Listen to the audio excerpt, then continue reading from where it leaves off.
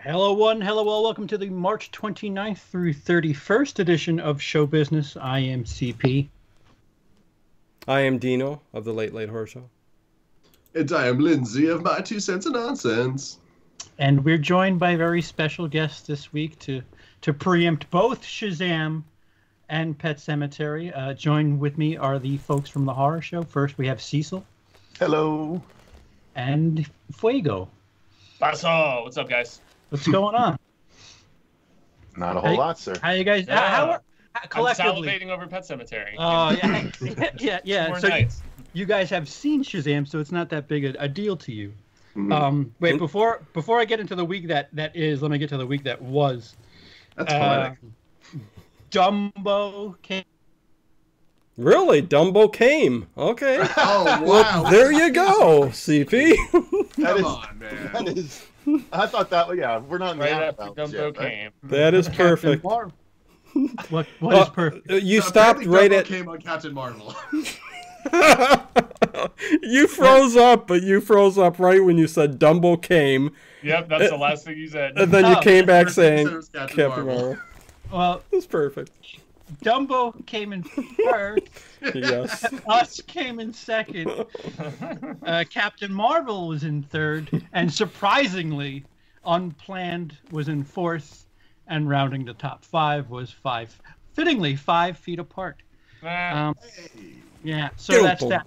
The board you're looking at on the YouTube page is actually wrong. Those were based on estimates, and I always say don't go on the estimates because they fucking change, and they do. did. especially Monday, they always alter just a slightly. They'll jump up a few mil here or there. Yeah. So And- jump up and- or down. And if they're in with a couple of $100,000 of each other, they tend to swap, which happened Yeah. with fourth and fifth. Yeah, Um, that's got to be a disappointment for Disney, man, because they spent like 170 million on that movie, and for it to just barely eke out a number one, it's like, come Yeah.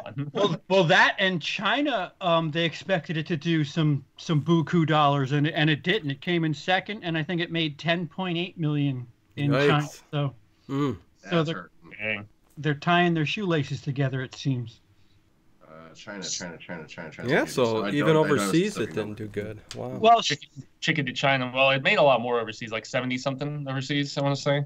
So 75 or just 74. it'll do all right. It's just not going to be a hit.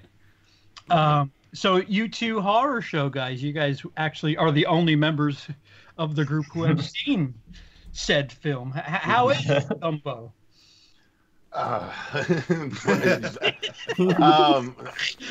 I guess I'll go first. Fuego and I saw it, and I don't know that we had the same sort of expectations going in. I wasn't really attached to the original in any way, shape, or form.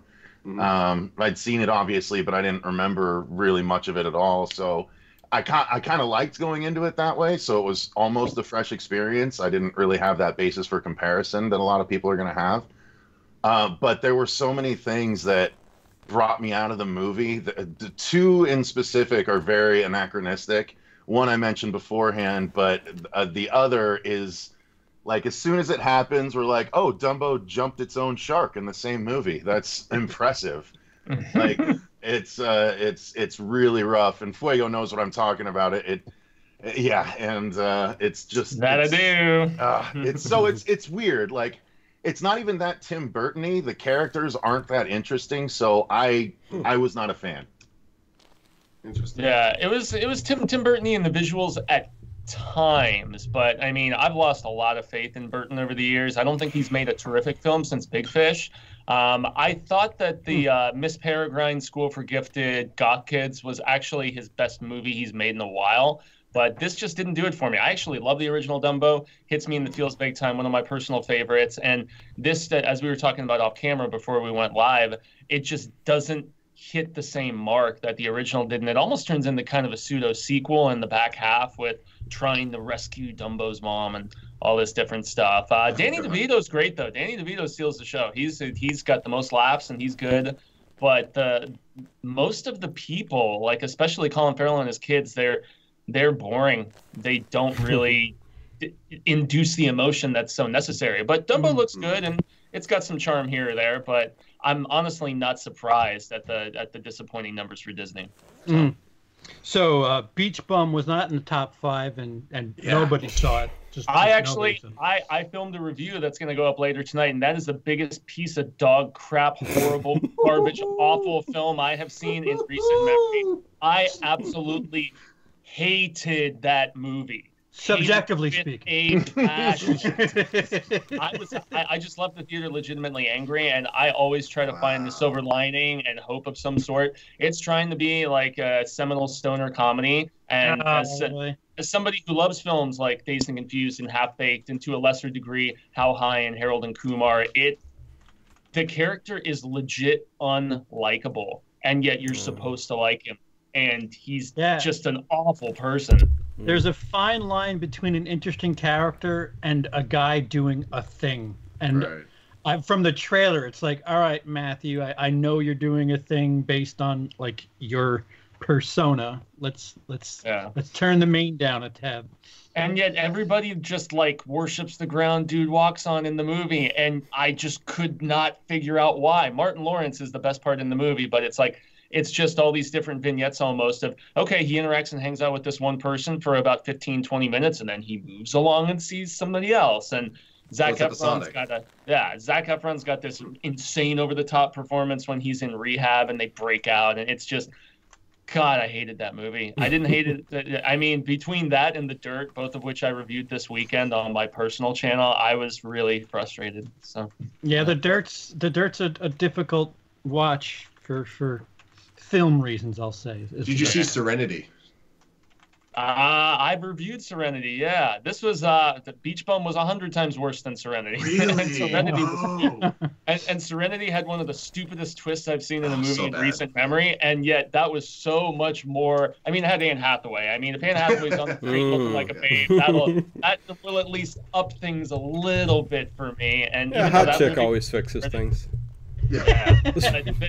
But the Beach Bum could not even be saved by Isla Fisher or any of the other weird people he interacts with over the course of the film. It's just, I can't remember a film this terrible in recent memory. That's a shit show. Yeah. Wait, hold on. Dino, is the cat moving on the screen? Yes, it's moving. Fucking Cody in the chat says the fucking cat is moving.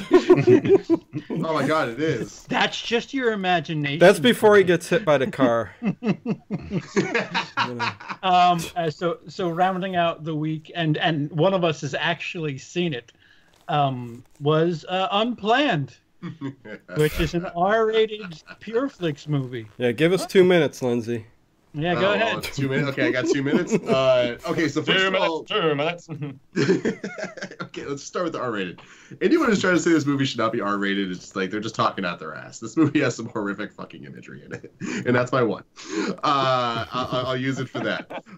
So this movie deserves its R rating. Let's just start with that. It's also like I've read. It's based on this woman, Abby Johnson, who she's a real person. She worked for Planned Parenthood for 8 years, and she claims that she saw an abortion. And then when she saw the abortion, she could no longer support it, and she had to quit. Even the most mildest of research makes her just a big liar. This entire movie is just based on lies. It's incredible. Like, even Fox News has come out and said that nothing she claims happened can be verified. Like, not the abortion itself. Like, apparently it never happened. She claims she got called in to do it. Never happened. So just this whole movie is just, I don't even know what to think. It's got the usual things of bad Christian movies: terrible pacing, terrible writing, one-note characters, and any cool thing it might have, it ruins by having characters suddenly just start praying out of left field. And it's like it literally paints Planned Parenthood as the worst thing in existence. And like, whatever your political views are, Planned Parenthood, it's not evil. Maybe it is. I don't know. It's not mustache twirling people sitting around trying to bilk people for cash, and that's literally what they're cast as in the movie. The opening line is, "My story's ugly," and it cuts to a sign of Planned Parenthood. I'm like, oh, subtle. Oh boy. So it was unplanned with a plan. So the heavy-handed message movies, the irony isn't lost on them, because how do we keep talking about political shit during these shows? I said 2 minutes. Let's move on. Yeah. I 2 minutes. 2 minutes. Yeah, no, it's unfortunate. It's unfortunate. And there was only two people in the theater, me and a guy in a trench coat and a baseball cap pulled down real low and like a hood on. And like Was it red? I don't know, but it was creepy. No. So he was disappointed there weren't more people to massacre in the theater, so he just held off on it. Right? Yes, yeah. Maybe I almost died that night. Oh, that's a fun thought. No. Oh my God. Okay, so then. that's the weekend that was. If you want to hear political nonsense, maybe join us for the second hour. But not that big a deal last weekend. This weekend we actually have, I think, the first time this year where two somewhat heavy hitters are going up against each other in the same week, and we're joined by a pair who have actually seen at least one of them so far. Nice. Shazam, which as a non-comic kid. And somebody who's completely in tune with the tripping over their own feet of DC, this is quite encouraging just from what I've seen of the trailers, and it's a departure of sorts. I'm not used to seeing stuff like this from DC, so A fun flick. Yeah, something fun that doesn't take the genre so absolutely too seriously, and it's just a different look at it, or at least that's what I perceive from the trailers. Gentlemen, Shazam, what do you got? This one is essentially, I mean, I think Fuego and I both agreed on this in our review. I don't know if his thoughts have changed since. Mine have not, but we both said that it's our favorite DCEU movie, even amongst Dark Knight and everything. Whoa! Wow. I said current. The new iteration. I say like Man of Steel onward.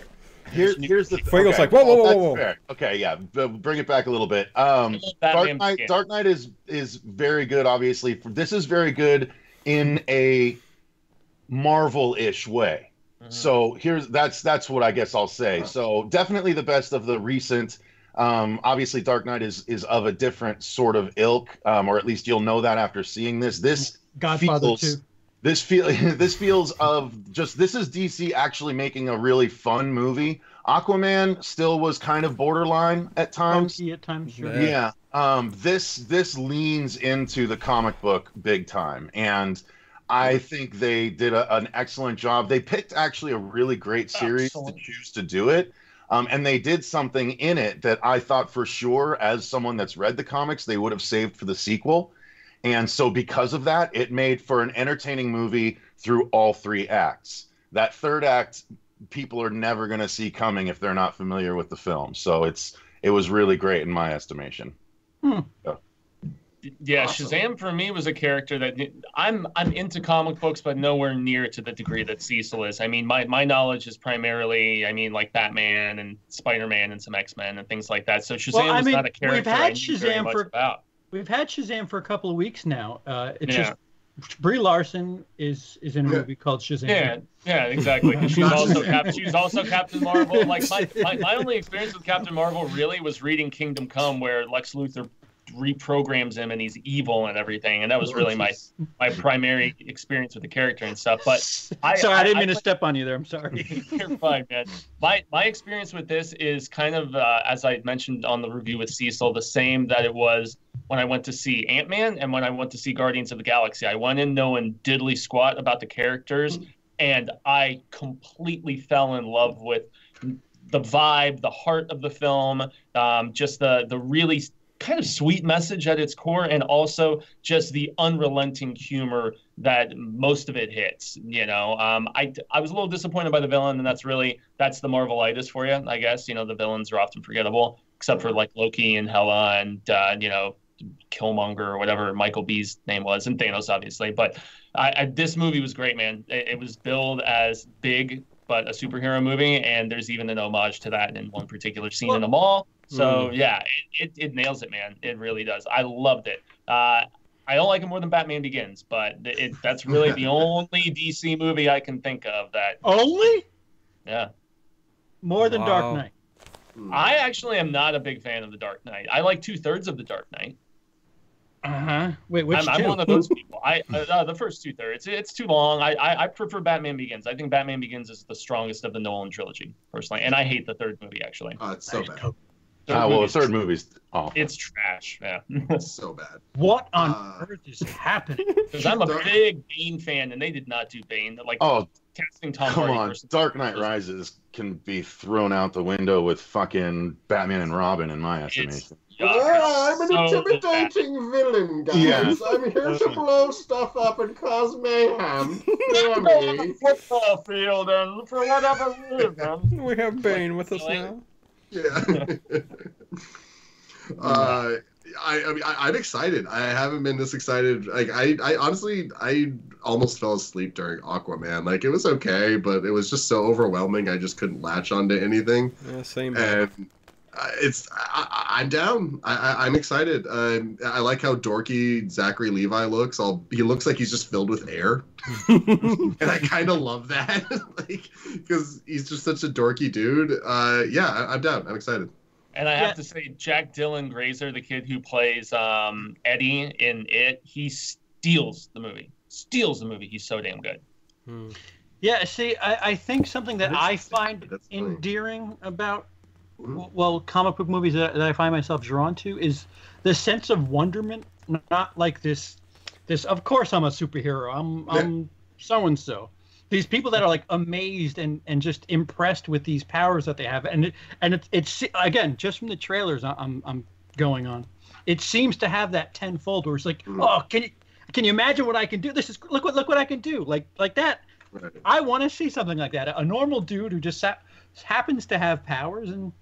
Well, that's like my favorite moment in Wonder Woman when she she jumps and tries to climb the tower and she like punches like, oh my god, I'm awesome. And then she just starts scaling that thing. Yeah. Like you said, they do that in this trailer too. So hell yeah. Yeah, and this surpasses Wonder Woman for me because of the fact that it actually has a good third act, which Wonder Woman kind of fell apart in the third act, in my opinion. So. Yeah, it's kind of hard to say. I didn't know there were so many anti-Dark Knight purists, but the chat is lit up with "fuck Dark Knight." And I defend the Dark Knight is awesome. Dark Knight Rises is crap. It's just I was such a fan of Nightfall and Knight's Quest and Knight's End and all that stuff, and that trio of lengthy storytelling, and I just didn't think they did the storyline justice. But that's just me. Well, there's any number of reasons. We don't need to get into it. Why would you like stock changes ever stand when the stock exchange has been taken over by terrorists? And why does your movie's plot hinge on that? Like, anyway. How do you let that money go through? Like, you would think there'd be like some sort of stop on any transfers that happen over the course of that terrorist exchange. But again, I digest. Cecil, #1 this weekend: Pet Sematary or Shazam? Oh, Shazam will make more money. Mm-hmm. But Pet Sematary is going to do pretty well, I think. What you got numbers for me? What do you got? I would say Pet Sematary. It's such a well-known property. I'm trying to sort of compare it to Us for different reasons. I don't think it'll make. It's going to push it to make 70. So I would give Shazam. Probably 130, maybe. Say 130 for this weekend. Well, damn. Holy welcome to this game. It's hard. It is March. Yeah, it's you know what. But it's so enjoyable, and I know how much that can carry with a movie like that. Annihilation was enjoyable, and that thing made $15. That's not the same kind of enjoyable. It's not to say enjoyable is kind of a stretch for that one. Game Night was enjoyable, and that made $22. I'll just say it's gonna make at least 100. So I'll call 100 for Shazam, and then I'll say Pet Sematary. I mean, going up against Shazam, it's gonna suffer a little bit, but not a whole lot because it's good counter programming. So I'll say I'd give Pet Sematary 45. Holy shit, those are big numbers for this weekend. That's a big weekend. All right, so Pet Sematary, nice little segue.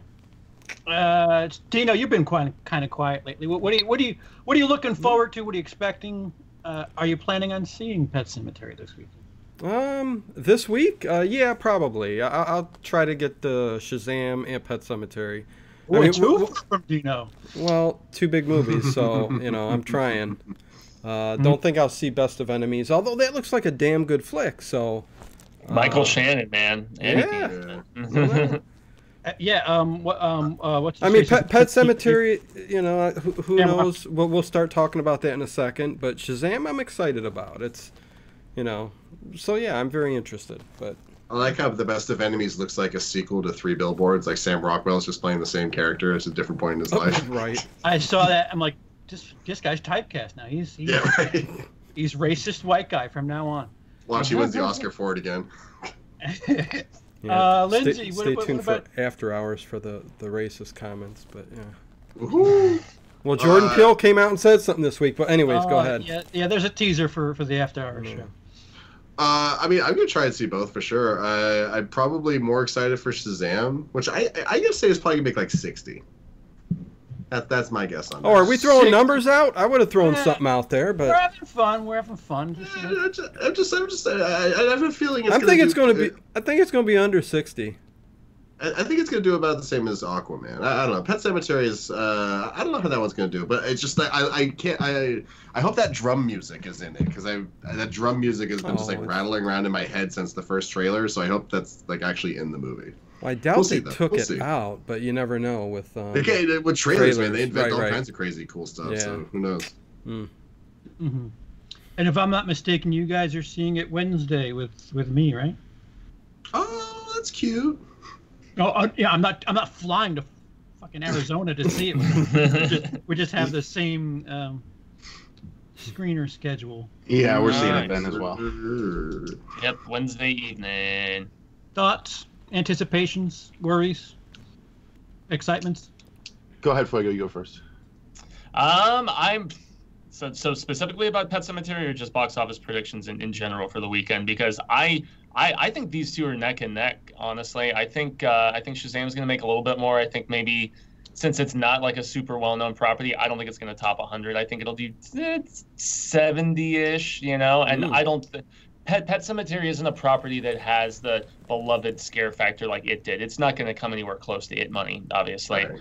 Put me down for 55, CP. I was going to say like 40 to 50. So, yeah, I don't think it's going to crush, unfortunately. And I mean, if there was not competition like Shazam at the box office, it'd be a different story. Right. But, yeah. And also, it has like the recognition from like the old Tim Curry version. Like people remember it, even if they hadn't seen it. Like, people don't give enough credit to it for like the clown fear in this country, but it really, really has a lot to do with it. That's what I said from the very beginning. Yeah, it's I said right up front that movie was going to make a ton of money because it was the foundation for so many people's fear of clowns. It's crazy. Oh, yeah. Or love. Or love. I love the clowns, man. True. But send in the clowns. So Dino, you brought which I was purposely avoiding until right before we got on, but you brought up Pet Sematary put out yet another trailer today. I don't know. Yeah, did you see that, Fuego? I see your face there. I didn't watch it because that was for me. I'm just ready to see the movie at this point, and I have had people in my Hail to Stephen King Facebook group. They were posting it all day, and I was like, I'm just gonna avoid this one. It's not like we're gonna be able to do a reaction to it, you know. I mean, Cecil and I could do a remote one, but at the end of the day, I've seen plenty. And we're only a couple days out. I'm just ready for the movie. There was a scene in the beginning of this trailer and at the very end that just...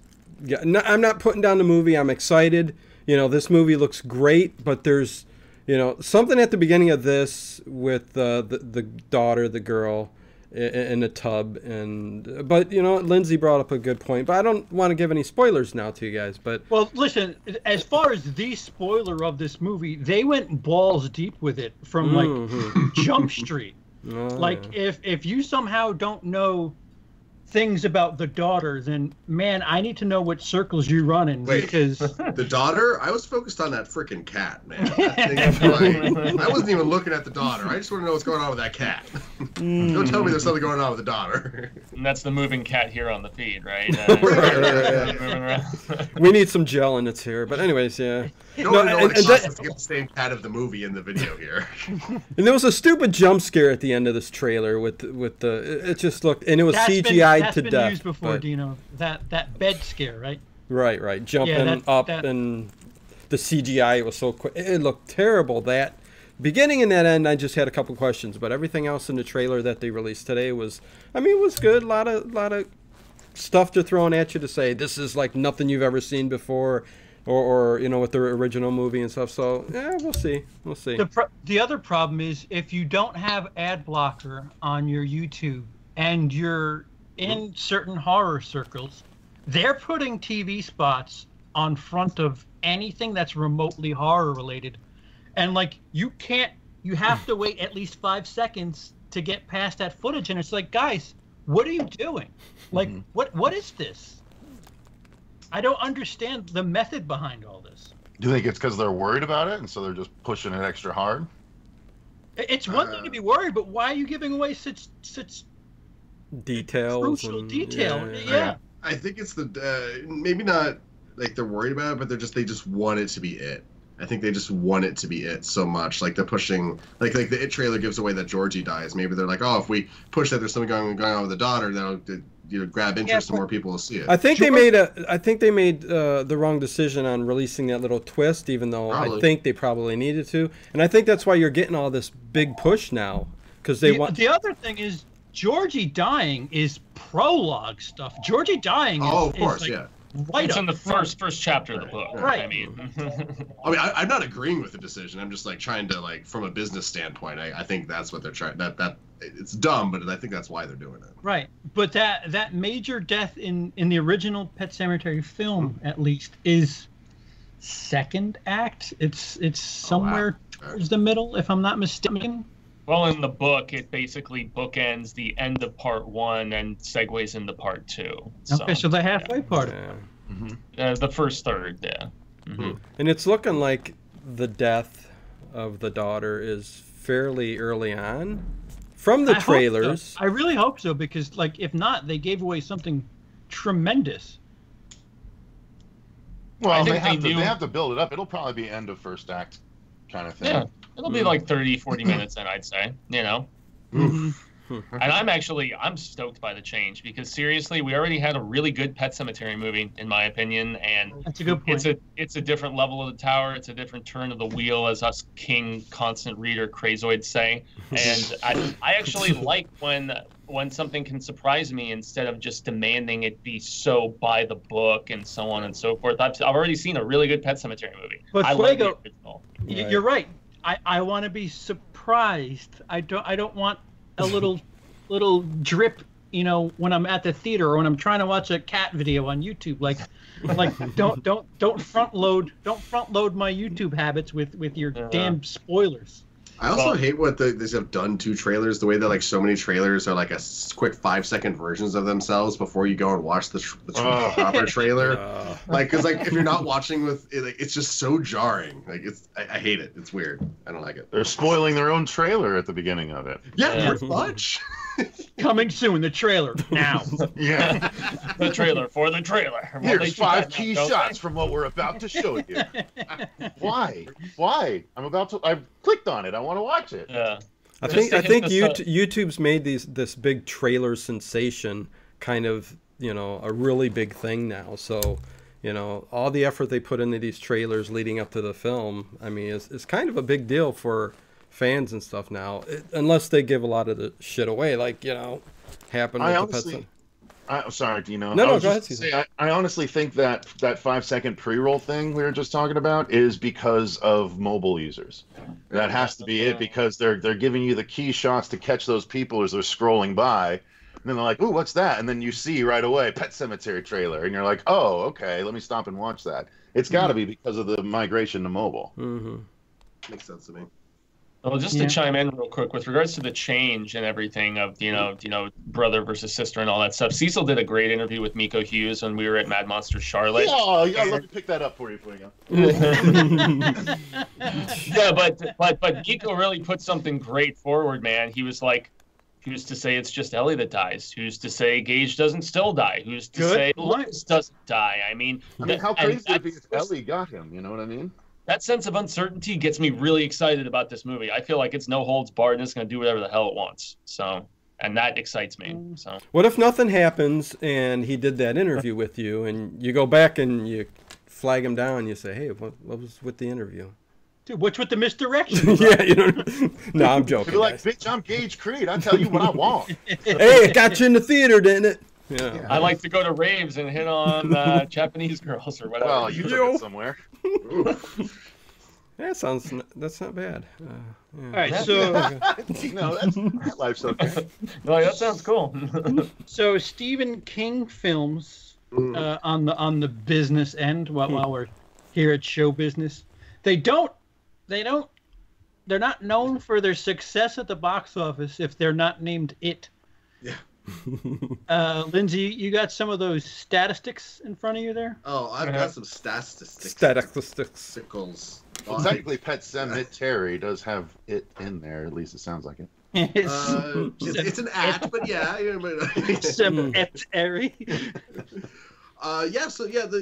It is the highest grossing with 327. Wait! Don't go any further. It's Okay. number one. Oh. Yeah. Fuego. What's number two? Ooh. Oh, As far Test as box office goes, It's Yeah. wait.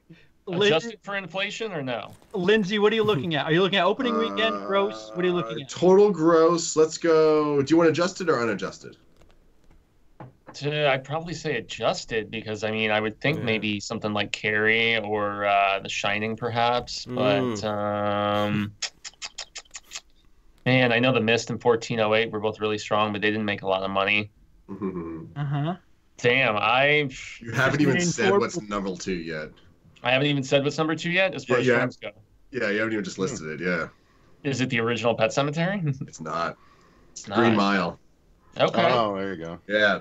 And you see, that's the thing. Shawshank bombed at the box office, but Yeah. Green Mile was Darabont coming back on, and it had all the acclaim and Tom Hanks, so that's not surprising. right. Right. Unadjusted. Oh, adjusted and unadjusted. It's Green Mile. Unadjusted. 1408 is third. Okay. Adjusted. The Shining is third. Okay. So at he least I hit, made. he hit both number threes. Yeah, exactly. Yeah. I think 1408 is really underrated, personally. I think that's a damn good adaptation. I love that movie. Holy swears by Really that. good. Yeah. Solid. Very good. Mhm. Have you not So- seen it, CP?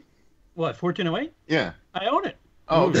When you said That's Emily great. swears by it, like. Oh, no. I like it. I catch her watching it, like, just to, to dish it to. And I'm like, Jesus, this movie.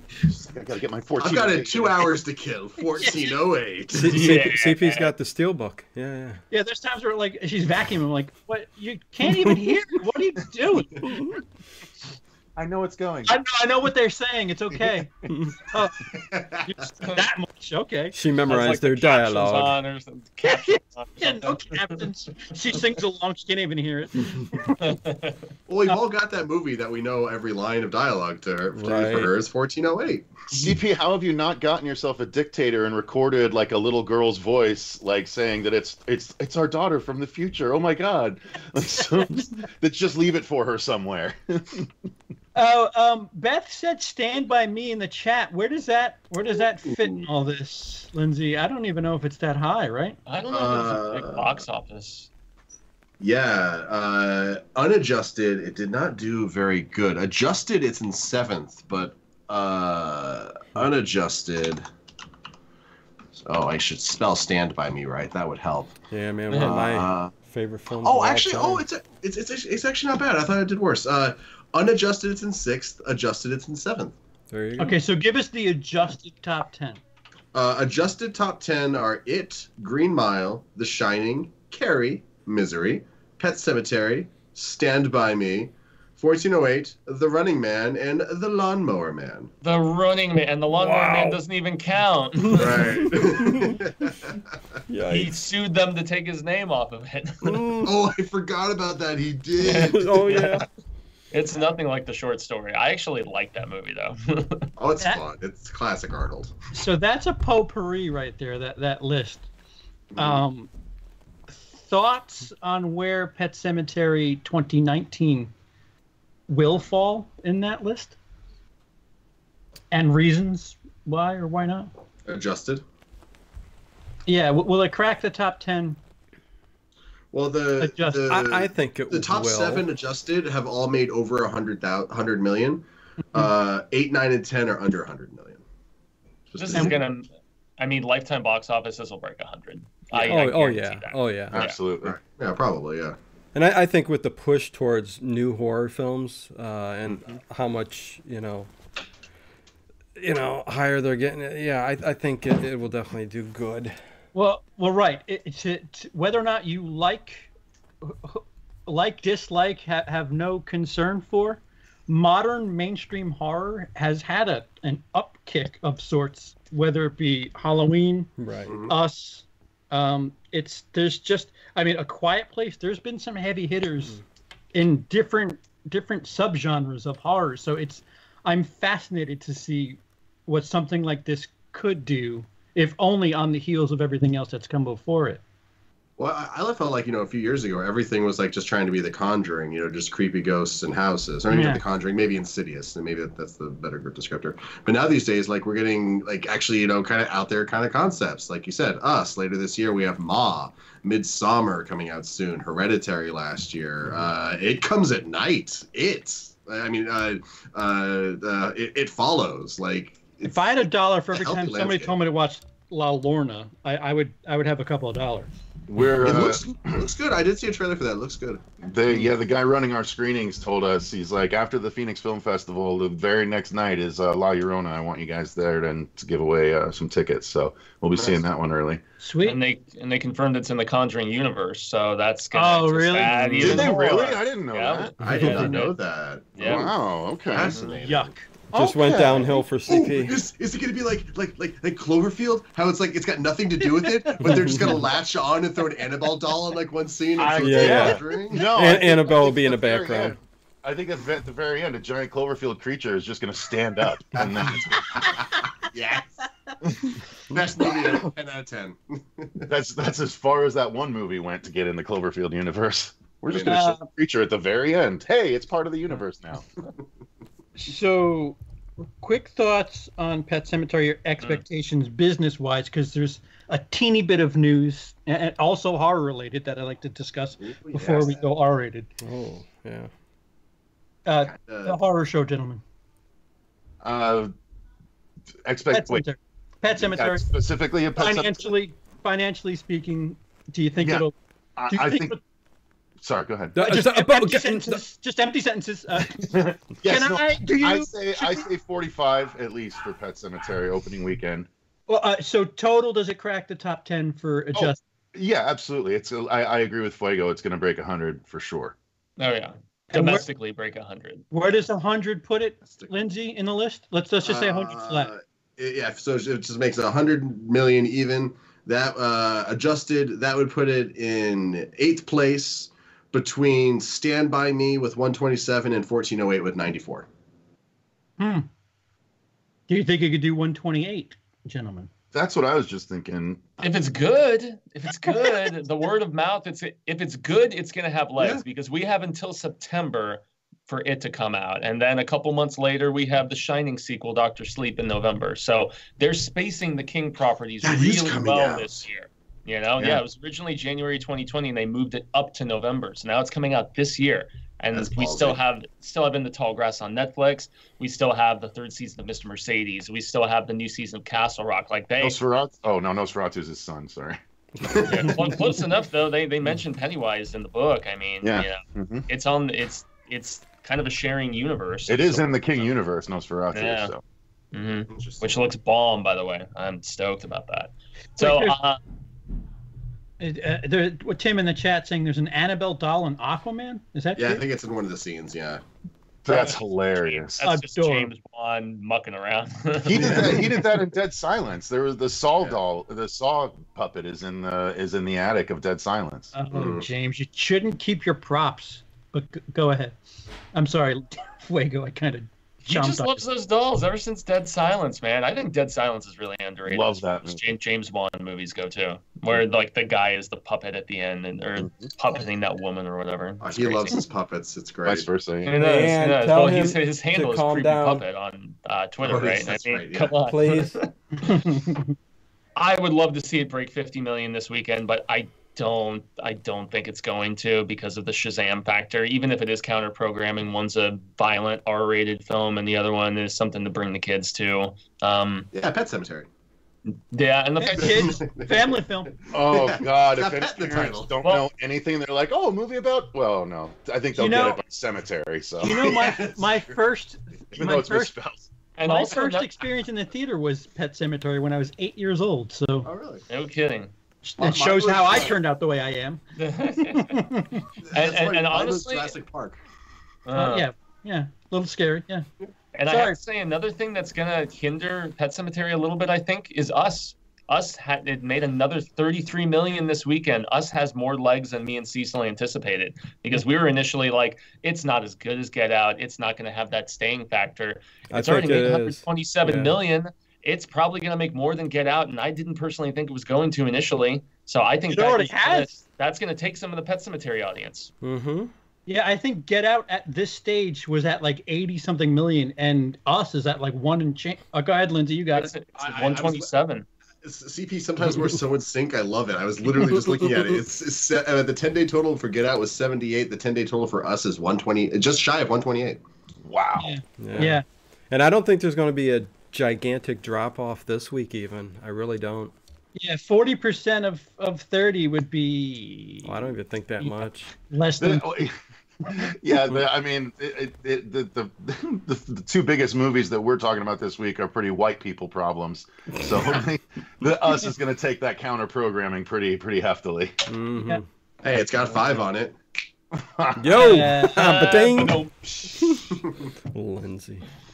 So Sorry, I'll take myself out. the last bit of news for the tight business hour here is we're going to talk about Star Wars. Oh. Yeah, Luke Skywalker's Oh been yeah, in the news. I guess yes. Luke Skywalker. do-do-do. Oh, no, wait, no. We're only going to talk about Mark Hamill because Let's put a Chucky on that face. yeah, Oh, we got makes sense. Child's Play got its Chucky and it's Mark Hamill. It's Chucky. It's funny that they just announced this, even Right. though this has been in the works for months, and he's Has it? done all it the. was top secret for months.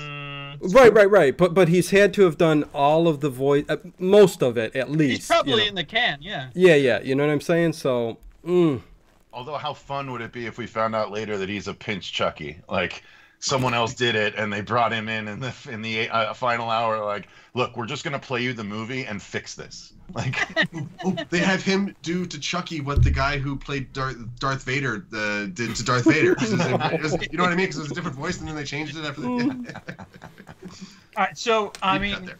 I don't think any of us are strangers to the speculation when Child's Play first dropped or was announced about this AI thing. I've heard names thrown around, and I'll be honest, I've never heard Mark Hamill, and now that I hear that Mark Hamill's doing it, I'm like, of course. mhm. Yep. Why didn't anybody say that?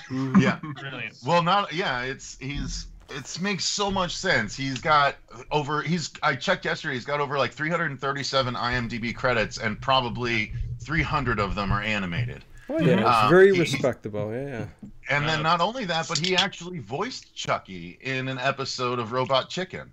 No So- kidding? Really? Right? Did Yeah. not know that. That is a cut, sir. $5 bit of Now that information right there. Oh, sir. oh wow. Well, how Yeah. did that sound, Cecil? I could try and find a clip and reenact it for you, but I wouldn't do it justice. No. I mean, in your like, what did you think of it? I mean, did it sound?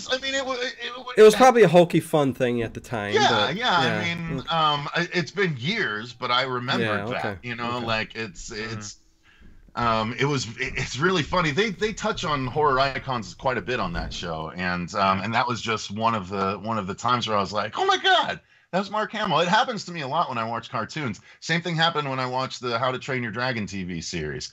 Suddenly we get to this bad guy for a season, and I'm like, fuck, that's Mark Hamill. Like that's how it happens when you watch cartoons and suddenly you hear him, you go, fuck, that's Mark Hamill. Do you watch TV that has like people on it, or are you just cartoons? Cartoons are how I end my night. I go to sleep watching cartoons. Hey, cartoons are people too. Yeah. Yes. Well, there's some good, like Gravity Falls. I just finished watching Adventure Time. We're not going on a cartoon binge. Just saying. Watch- But yeah, no. watch So Mark Hamill playing Chucky makes all the sense in the world. Oh yeah. Oh, it totally does. Like he It killed does. the Joker for years. It's like Exactly. Like, He's who when people say best Joker, it's Mark Hamill to me. Better than Heath Ledger, better than Jack Nicholson. Yeah, and just like the best, when I hear Batman in my head, I hear Kevin Conroy. When I'm reading a Batman comic book, I hear Kevin Conroy. No, but let's be real. Jared Leto is the best Joker ever. Oh, Guys. you son of a... I will Well, what can he? All right, so Brad Dourif is. I mean, if there's two things I hear that cannot be messed with, it's Brad Dourif as Chucky and Robert Englund as Freddy. So Brad is not being messed with as Chucky. Brad is still Chucky in the 8-episode sci-fi series. Right. There's this golden pyramid of just how great he is, and this isn't in the same pyramid, but I'd say even if he's the greatest actor, greatest voice actor around, it doesn't matter. It's still, you're going to make your opinion when you see it. So good or bad, what's that? You're gonna make it's gonna be impossible not to compare, I would assume. Right. Oh no, and that's what I'm thinking too. I mean, you're always going to get the comparison, no matter how good he sounds. But whether it's good for this film is going to depend on how the film is itself, and how you're going and looking at a robot Chucky, and how the AI is going to play. Is his voice going to be kind of computerized? How they're going to tinker with that, So it really all depends. It doesn't matter how good he is, and I'm not saying it's going to be bad. I'm very excited for this, but nobody knows until we see it. We can all speculate, right? Well, that's the exact same thing in a related argument. That's the exact same thing people were saying about Heath Ledger coming in to replace everyone's opinion of Jack Nicholson as the Joker.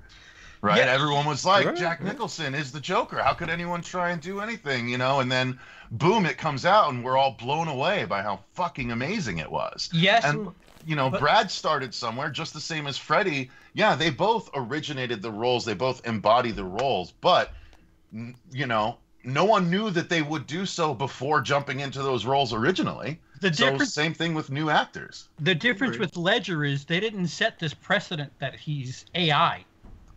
Right. So how that'd be a weird Joker. Batman. Why so serious? Turn your frown upside down. So with that in mind, the fact that our Chucky, that as far as we've known from the trailer we've seen and the ad blitz that they've done with the digital marketing, it seems to be very Siri centric. How are they going to shoehorn Mark Hamill, Mark's cousin? Mike Hamill. How do you see them shoehorning his voice into what they've given us already? What if they actually make him the programmer of the Chucky doll, the guy that's been working on it forever? And so he's the new Brad Dourif in that he's the programmer, and something happens, he gets laid off or some shit, or replaced by someone else, and then he tries to sabotage the company and ends up killing himself and transferring into one of the... Who the hell knows if it's even going to be a transfer thing, but that would be a good way to get him, because he would be the voice of all the dolls then. Well, I still think, CP, your question really is, how are they going to use the voice when it's kind of AI, like robot? Like, how is that going to work together? You know what I mean? Yeah, sure. Yeah, okay. I just hope someone says, "Come with me if you want to live." No. It'll just be a layered mechanical effect. I don't think it's gonna. Did you see a layered mechanical effect? Layered. Layered. But I'll explain. Yeah, they're gonna pull a layered here, which means it's gonna be great. It's gonna be the best. Fantastic. No. Fantastic. No, I'm actually. They're just going to add a vocal effect, and that'll be it. I mean, I'm actually going to contend that I don't think they finalized this deal until recently. I think that's why there was no voice in the trailers. I think they were trying to nail down this deal. All of his voice work is going to be ADR post-production type stuff. Wow. Although I love Cecil's idea of Mark Hamill physically being in the movie. That would be fun. But they could do that with pickups and, reshoots or whatever. I mean, they always do those pretty much for any big budget movie at this point. Right. So they just film a couple scenes with just him at the, factory or, whatever, and they can just shoehorn it in. So, Yeah. Well, Hollywood watches the show, so they're probably going to steal your idea now, Cecil, and combine it together. Not See, Copyright it's gonna- showbiz. Show business, whatever the show. Yeah, I guess you're right, Fuego. You know, If I had Lance Henriksen on, you'd remember the name then. Ow. Oh, it's not bad for a human. All right, so last thoughts before we head into the weekend and the after show. What are you guys watching? What are you expecting? I'll start with you, Dino. Again, I'm going to see Shazam and Pet Sematary. They're going to go head to head. Again, I think it's going to be like a Shazam in 155, and Pet Sematary is going to be like around a 38 for the weekend. And I'm excited for both of them. I'm not sure if I'm going to come out with the same attitude because, again, everything seems to disappoint me. But anyways, because I was super excited for Us. And again, I walk in and I come out, and I'm going, see, this is why. Why get excited? Look what happens. It just, go on. Next person. It's because you put 5 on it. That's the problem. I did, right. Okay, now you're stealing my material. Lindsay. I think it's going to be a good weekend at the movies. I'm ready for Pet Sematary to be super dumb and then I'm going to hate it, but I think I won't. And I think even if Shazam is dumb as hell, I think I'm going to laugh enough that I'm not going to care. So, yeah. I predict that Stephen King will hate this new Pet Sematary. Ooh. Really? Just joking. Because he hates everything that is done with I it. thought he was He already commented on it. Did he? Didn't he like it? I thought I heard a thing that he liked it. He likes every new thing that's about to come out. Including Right. the including the Dark Tower, which was trash. Wasn't he pretty hands-on with the original Pet Sematary, though? He was in it. Remember, he was the priest. Yeah, the priest. Mm-hmm. Yeah. I always like the Stephen King cameo. There's like something delightfully awkward about it. I miss them. I wish he was doing a Stan Lee and he was like cameoing and everything. Creepshow But was the R.L. best. Stein is in both of the Goosebumps movies. Come on, Stephen King, step up your game. Goosebumps too. Ugh. Cecil. Oh yeah, but I mean, I'm excited that I'm not going to have to take time away from editing this weekend because I'll have already seen everything. But no, I will say, you said anything you've been watching. I did watch. I actually signed up for CBS All Access for the show last night. Figure we're gonna start signing up for accounts and we can all share them so the show can watch all the new shit. So I watched the first and I started to watch the second, but the audio was screwed up on the mobile. Not good on the. It was fine on the computer, but I watched the first episode of the new Twilight Zone. Oh, you watched really it? Cool. Yeah. Real Yeah. quick thoughts. What were your thoughts, real quick? It was really good. And CP, you gonna need to watch watch it it tonight, specifically because the first episode is called The Comedian, and it's Kumail Nanjiani, and it's all about a comedian in a Twilight Zone fashion, and it's really fucking cool. Oh, my career is what you're saying. Maybe so. Like the premise is really cool, and I would like explain it, but I think that's kind of the point of Twilight Zone episodes is letting them. Did you watch the original Twilight Zone, Cecil? I didn't. So, Oh! I watched That's why you love this new series. Oh, God. Well, but the Twilight Zone was what? It was just tales of people that have weird stuff happening. John Stanton. Greatest series of all time. Whoa. John, thank you very much. 25-minute super chat. Good John job bringing Stanton. Cecil and Fuego. Thank you. I didn't mean to cut you off. I just had to acknowledge that. I had a bribe. Wow. I said, No. guys, if you don't come in here, I swear, I'm going No, to but tell you yeah. about the underwear. John is first- super nice. The Yeah. first Indeed. episode is the comedian, and I love Kumail Nanjiani, and it was a great story. The second episode is the new Terror at 30,000 Feet with Adam Scott. So it's yet another remake of The Creature on the Side of the Plane. I want a terror at 20,000 feet with Michael Scott is what I want. Right? Oh my God! Yeah. Hell But yeah. then there just wouldn't be a goblin. That would be the whole story. It's just No, it'd be Idris Elba from like later on in the series. He would just kick the goblin's ass. What are you talking about? Fuego, last thoughts before we dip out for the pee break. We are going to be heading to the Phoenix Film Festival this weekend, so it's actually really well opportune that we've seen Shazam already, and that we are going to be seeing Pet Sematary on Wednesday, because on Thursday night we have the Zac Efron Extremely Wicked, Shockingly Evil and Vile, the Ted Bundy biopic shit going down, and then there's going to be just a few different other much smaller horror films. But the one that I'm especially excited about, it's an anthology, Cecil and I. It's probably our most anticipated of the festival. It's called Nightmare Cinema, and it's got all of these different anthology segments. The wraparound is done by Mick Garris. Mickey Rourke is like this projectionist at this theater, so it's got kind of a popcorn vibe to it a little bit. Oh, cigarette burn. Yeah, well, dude, I swear by cigarette burns. Don't even get me started on that Carpenter Masters of Horror. I love cigarette burns. I didn't mean shade. I'm an enthusiast myself. I love it. Damn good. But yeah, Nightmare Cinema, that's playing on Saturday night. So him and I are going to be busy this week, and he's going to try to find time to edit where he can. But yeah, we have a lot to watch in the next like 10 days or so once the festival starts. Yeah, it's a 10-day fucking festival with like 2 horror movies a day. Fuego said you counted. There's like 30 new horror movies, right?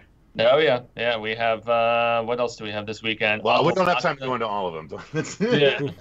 I Trapped the Devil, about these people who have this guy down in the basement that they think is Satan. And this couple shows up at their house to, they're like, hey, it's Christmas surprise, and they're like, no, we have this guy chained up in our basement and we think he's Satan. So it's an IFC Midnight. Sounds interesting.